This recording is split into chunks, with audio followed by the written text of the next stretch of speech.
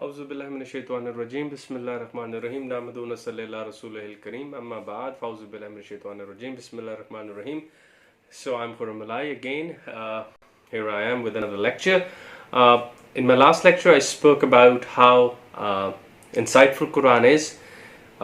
It opened up visitors for every age. If there are scholars out there, researchers out there, if there is someone who want to study religion, who want to take a quick check that how deep Quran is, the lecture was for them. We just took basic 2 verses of Surah Baqarah, the opening verses, and we could see the depth which Quran demands.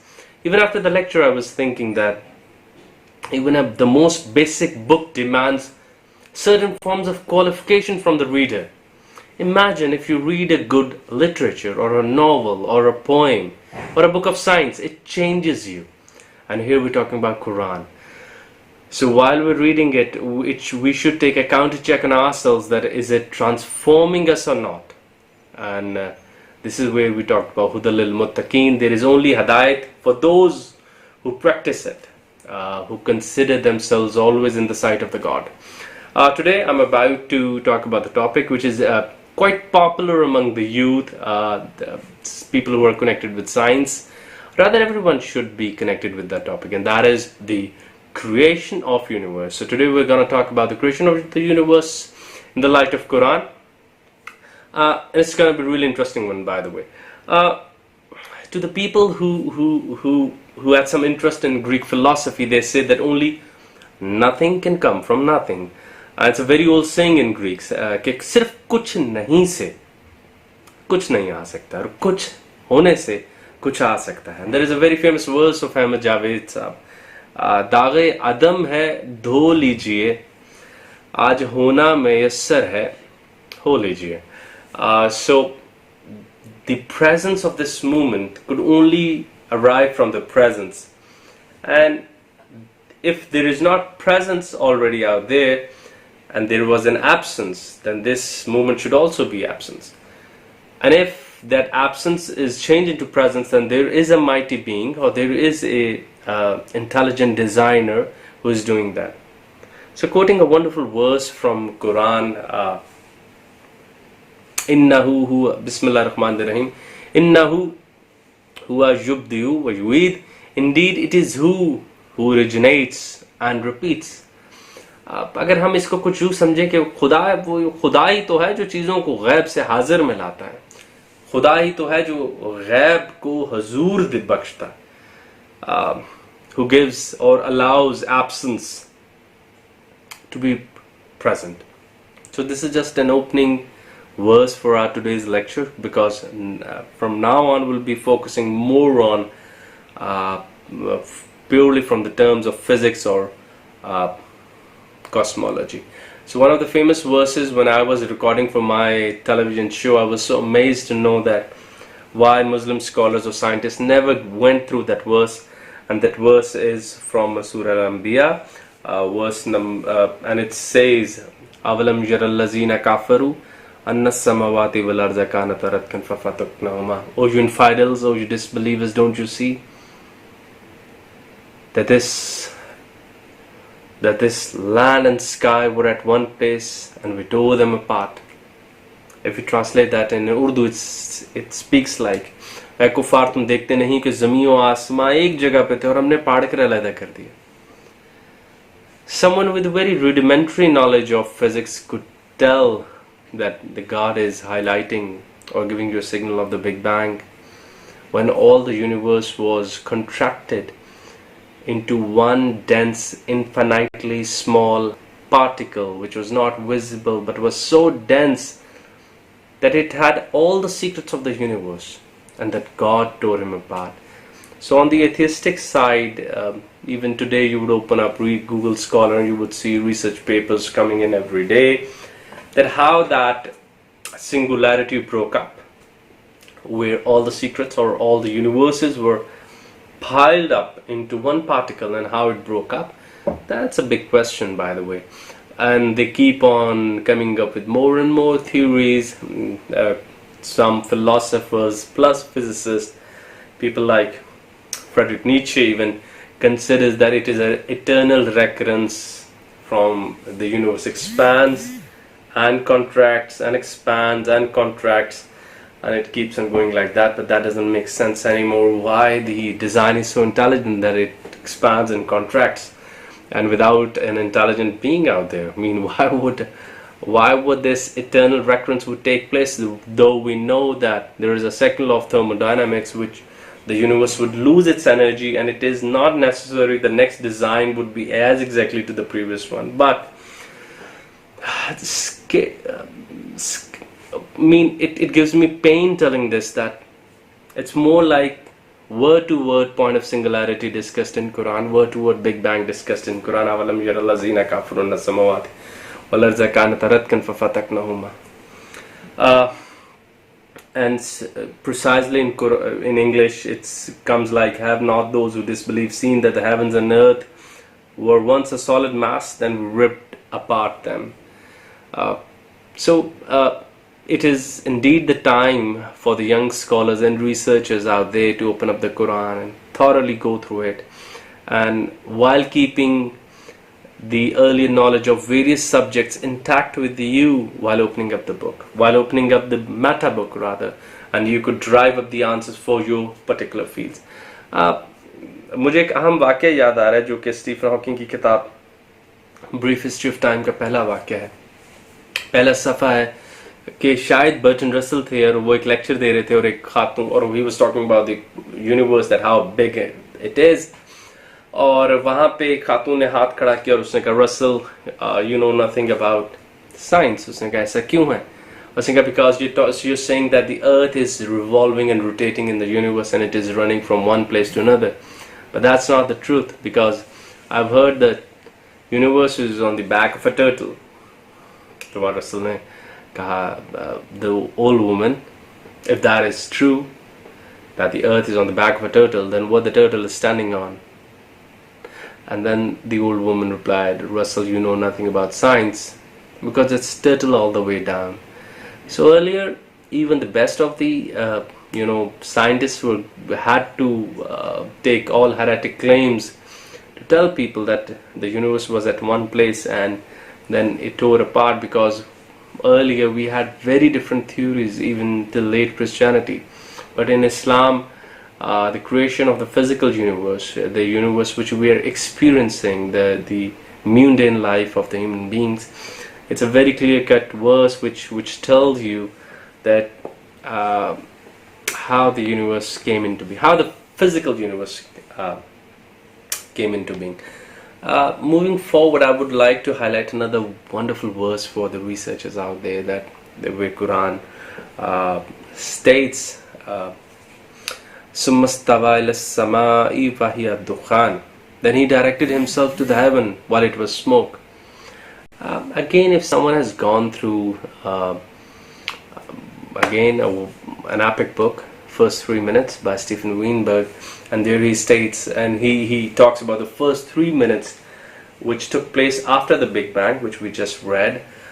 The universe was more like a smoke and in the state of disequilibrium, and there God guided the sun, not the sun, the sky and the earth to catch the equilibrium, precisely saying, then he turned to this heaven when it was still a smoke and said it to the earth, come both of you either obediently or reluctantly. This said, we come willingly. And then God offered them the equilibrium, the balance, the exact balance which was needed to keep the design of this universe so smooth. Imagine the earth is on such certain distance from the sun that it survives. How accidentally this distance could be so remarkably wonderful that the beings sitting here are talking about the heavens and the skies and the trees, and we're growing up families, we have emotions, we have ethics, we get sad, and that all is on the mastery of the equilibrium of the physical system which is hosting us. So this verse is again very important, which highlights that how God moved towards or ordered the smoke to catch some equilibrium. And if you talk about the creation of the physical universe, you would realize that something exactly happened in the beginning, because when the universe was in the deal of finding equilibrium, few of the researchers talk something really again wonderfully about the language of Quran, that the time of equilibrium was when all those electrons, protons were trying to get their attributes. So even this universe is a chance being, and there is no creator out there. Why an electron thought to be negative and kept this wonderful harmony in the total system? That's again mean, if you talk about this without a creator, trust me, you need more faith than someone having a faith, some religious man. You need more faith to believe in atheism, honestly. You need more faith to believe in the theories of atheism, honestly. So why would electron think to be negative or proton think to be, to be as it is, and then keeping an equilibrium, keeping a harmony, keeping a cohesion? So it's quite wonderful the way Quran takes you step by step forward. One major thing which I had to speak about is which came into my mind when I was reading this wonderful book by Richard Tarnas, that is Cosmos and Psyche.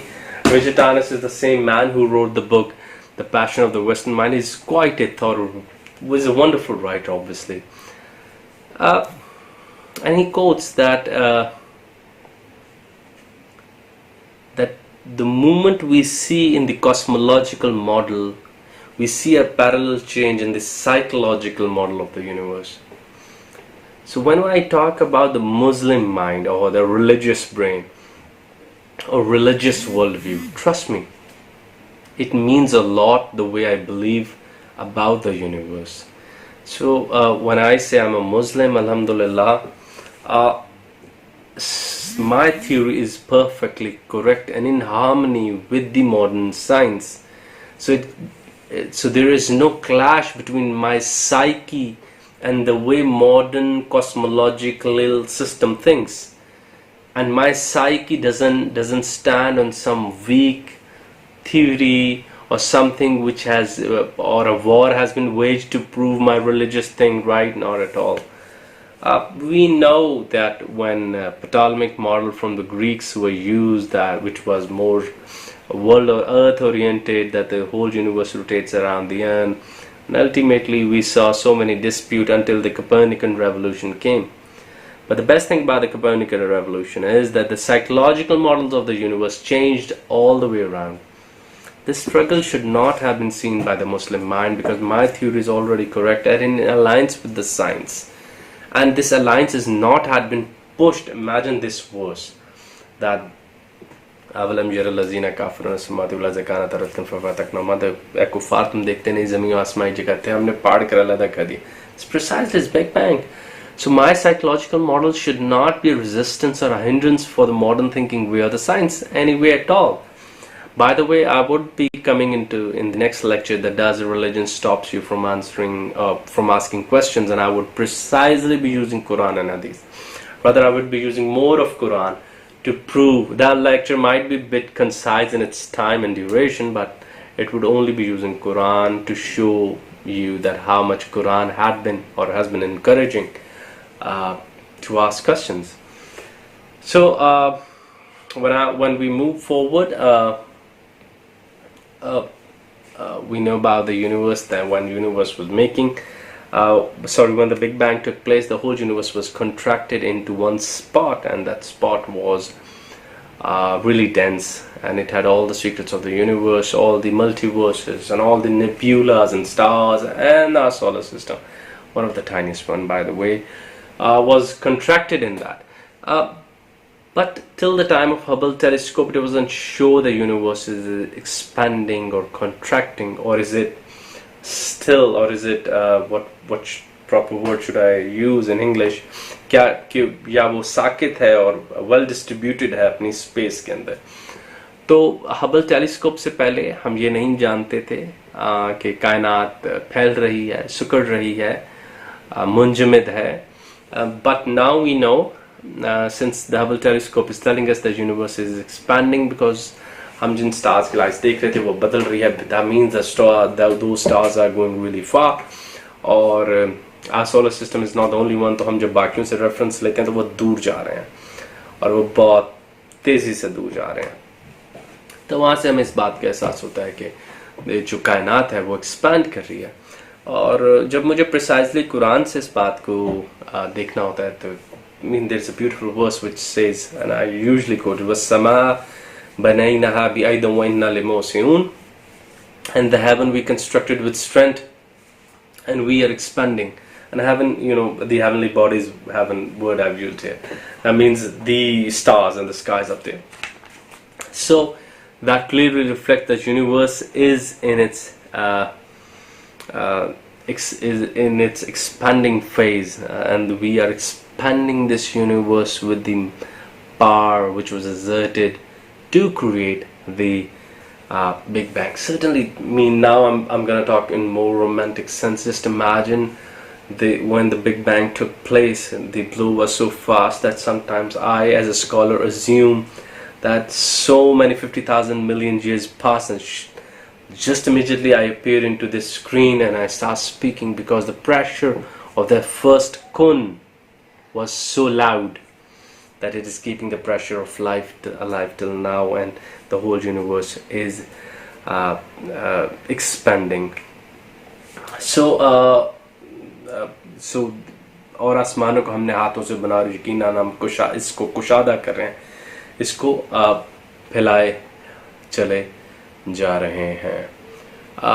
So there are multiple verses in Quran where Quran talks about multiple skies. Of the multiple skies is not an accurate word, but the multiple universes which Quran had been telling us time and again about. Now I think I have two parallel verses. I guess I'll be using one of those where Quran states, هو الذي خلق لكم ما في الأرض جميعا ثم استوى إلى السماء فسواهن سبع السماوات. He is who created for you all that is on the earth and has applied his design to the heavens and fashioned them into 7 heavens. So again talks about 7 heavens. Yes, and I had another verse shortlisted for you, and I'm trying to find that. I'll be repeating that in a while. So again, Quran has been, there it is. Bismillahirrahmanirrahim. Allazi khalaqa sab'a samawati tibaka ma tara fi khalqi rahmani min tafawut. And look what Quran said. Who has created 7 heavens in harmony? Imagine there are 7 skies or 7 universes, and they are such in harmony that this universe doesn't get so much of pressure that it bursts, because more pressure, ultimately there has to be pressure when we have more universes above. In short, we know that gravity is the curvature of the space-time, so all those universes must have put in pressure, but those are in such wonderful harmony, states Allah. And such a wonderful verse for all this young ones out there who want to proudly feel about the theories coming out of Quran while they're having discourses with their philosophical or friends from other religions. And look what God said. You can see no fault in the beneficent one's creation. बल्कि हम इसको उर्दू में यूँ कहते हैं कि जिसने 7 आसमान ऊपर तले बनाए तो क्या रहमान की तख्लीक में कुछ नुक्स देखता है? ज़रा आँख उठाकर देख भला तुझको सुराख नजर आता है. And then look one again, can you see any flaw? So then you realize that this universe has such amazing harmony as per the creation of as per the argument of design, which a lot of people are not very much convinced with, but it makes so much sense. Just look at this universe, the precise distances which had been developed from a history of 50 million years. Those 50 million years of harmony help a little flower grow into my garden with all its beautiful colors, and that excites all my inner emotions to praise the flower and the Lord who created that. Imagine this level of harmony when we talk about how this all universes are trying to make one single leaf out there more beautiful so I can look at it and I can smile for a while. This is the harmony what I've been talking about. And then another wonderful verse that you can't see any flaw in the God's work. Give it a try. Go out there and look at the physical universe and you would see such beautiful thing. And if you get the time to see through the Hubble telescope, or if you just download some images, you would just get some tears looking at the beautiful universe out there. Anyway, another beautiful thing which I had to tell is that, again, which I'm missing, is the 7 heavens, the 7 skies. Let's call them the multiverses out there, which we have in this universe. So we have so many verses on cosmology, balance of universe. वस्समाअ रफ़अहा ववदअल मीज़ान. उसने आसमान को बुलंद किया और उसने तराजू रखी. This is a very important verse, by the way. And the firmament he has raised high, and he has set up the balance. That balance is everything. The balance is everything. Let's talk about Gestalt psychology. Let's talk about basic designing. Let's talk about making a basic table. You need that precise balance. When I try to record these lectures, I ensure my camera is in perfect balance, because the consequences it would had on the views could change anything. Just imagine the balance which was required to keep this mammoth universe, and that God has kept it. And this is verse number 7 from Surah Rahman. So this is more or less from my side, and I always say that the job of a teacher or the job of a speaker is not to give you the final product in your hand. The final product is already available in the cupboards. The Quran is already out there. The Sunnah is already out there. Our Prophet Rasulullah sallallahu alaihi wasallam has already manifested all those realities in his life. What one thing we need is to keep on exploring, that keep on challenging, keep on opening up. As in the first lecture I said that Iqbal said that I choose religion because its curiosity is more than science. It makes me more curious because I claim that I love a being with whom I want to meet, and the being is not visible. So I would try to find that being from the little symbols and signs which he has left in the universe. Imagine verse in Arabic, the ayat itself means a sign. So all those are signs of the God which we can use to find our loved one. It's just like if we ever fall in love with someone, we pick up every little information of that person to reach to that person, to that entity. This universe is that one big piece which is equally beautiful, which equally gives you a chance to find your loved one. हमारी ज़िंदगी इंसानों की कुछ नहीं से कुछ होने तक और कुछ नहीं का सफ़र है. We start our journey from Allah back to Allah. I guess in some upcoming lecture I would try to cover when Maulana Jalaluddin Rumi had to speak about that this universe and this life is nothing but trying to listen to the sound of your loved one, which he spoke when I was standing in front of him, when he said, Alastu bi Rabbikum, who is your God? And we all said, Kalu Bala, you're my God. And we're trying to do that here too. And we are never in peace because our essence is with him.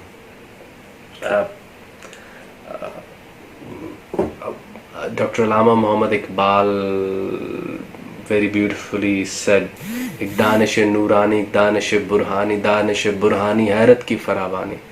इस पैकरे खाकी में एक शह है सो वो तेरी, मेरे लिए मुश्किल है इस शह की निगहबानी. Oh God, when I was getting exiled from the heaven, you left something of yours with me, and it is getting very tough for me to preserve that for much longer time. There is a continuous attraction between my soul and the one up there, and that is keeping me so much curious that I cannot even imagine. So there are numerous verses, everyone, on cosmology, on balance of universe, on creation of universe, solar and lunar systems, what is Quran's view on stars, because one of the lecture which I am planning is knowledge, how Quran pushes you to ponder, and exactly on stars and skies. How many times you would say that Quran pushes you to look at the stars in the sky, but sadly we never fulfilled the promises. We are just concerned about few promises we made, but all those verses which we have read after that, it is my duty to keep an eye on the universe, to keep an eye on its expansion, to keep an eye on the brightness of the stars, to keep an eye on the balance, to talk about the Big Bang, the singularity, how the universe can end, etc., etc. After these verses, I don't only promise for the namaz and Ramadan, I promise for everything, everything which I just promised in the Quran. And there is a huge part of Quran which sometimes I think कि अगर तुम कुरान पढ़ते हो और science पर राय नहीं रखते, तुमने कुरान नहीं पढ़ा हुआ. अगर तुम कुरान पढ़ते हो और तुम सितारों को ऐसे अपनी गिरफ्त में नहीं रखते, तुमने कुरान नहीं पढ़ा हुआ. अलामा कहते थे, मेरी नवाए शौक से शोर हरीम ज़ात में, गुलगुला हाय लमा बुत कदा सिफ़ात में, हूर व फरिश्ते हैं असीर मेरे तखय्युलात में, मेरी निगाह से खलल तेरी तजल्लियात में. तूने ये क्या गजब किया, मुझको ही फाश कर दिया. मैं ही तो एक राज था सीना कायनात में. वाखिरु दावाना अल्हम्दुलिल्लाहि रब्बिल आलमीन. I hope these lectures would be doing a little part to make you more curious for the universe. In my upcoming lecture, I would be talking about knowledge, why to ponder, and how much Quran pushes us to ponder, and how Quran takes our words and promise that we will be exploring various fields of this modern world. So this is more or less from my side. We shall see each other in the upcoming lecture. I hope you're having wonderful Ramadan, and equally you're expressing your love through ibadat, and more importantly, as we said in the earlier lecture, that salat, we're trying to stay in connection with the Lord because we love Him so much, and we're all, और हम हमेशा रसूलुल्लाह की यादों में रहें, जिनके मुस्कुराने से हमारी कायनात मुस्कुराती है. वो कहते ना कि जो कोई किसी दा आशिक होवे गालो सेदी करदा, लख लख मकर बहाने करके ओदे ही मजे मरदा. अल्लाहुम्मा सल्ली अला मुहम्मद व अला आले मुहम्मद. अल्लाह हाफिज़.